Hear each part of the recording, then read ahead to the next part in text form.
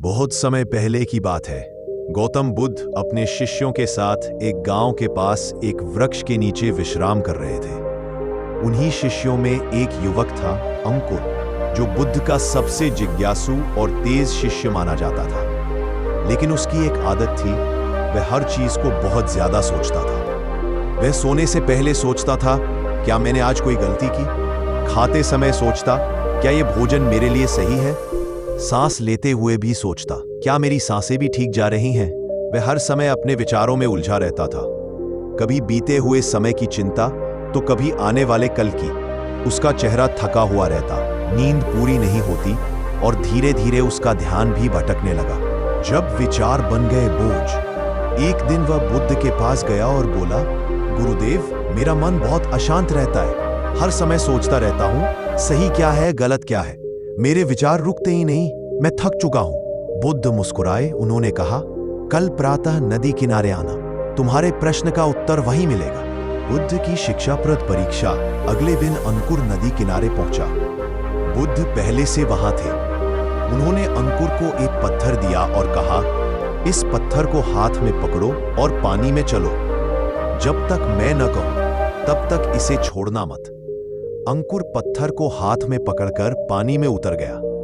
कुछ देर तक सब ठीक था, लेकिन धीरे धीरे उसका हाथ भारी लगने लगा। पानी की लहरें टकरा रही थी, सूरज की गर्मी भी बढ़ रही थी। आधे घंटे बाद बुद्ध ने कहा, अब पत्थर को नीचे रख दो और बाहर आ जाओ। अंकुर ने राहत की सांस ली और बाहर आ गया। बुद्ध ने पूछा, तुम कैसा महसूस कर रहे हो? अंकुर बोला, अब हल्का महसूस हो रहा है गुरुदेव, जैसे बोझ उतर गया हो। बुद्ध मुस्कुराए और बोले, यही तुम्हारे प्रश्न का उत्तर है। पत्थर क्या था? बुद्ध ने कहा, विचार भी पत्थर जैसे हैं। जब तुम उन्हें पकड़ कर रखते हो, बार बार सोचते हो, वो तुम्हारे मन को थका देते हैं। लेकिन जैसे ही तुम उन्हें नीचे रख देते हो, मन शांत और हल्का हो जाता है। अंकुर ध्यान से सुन रहा था। ज्यादा विचार करना समझदारी नहीं है, ये भ्रम है।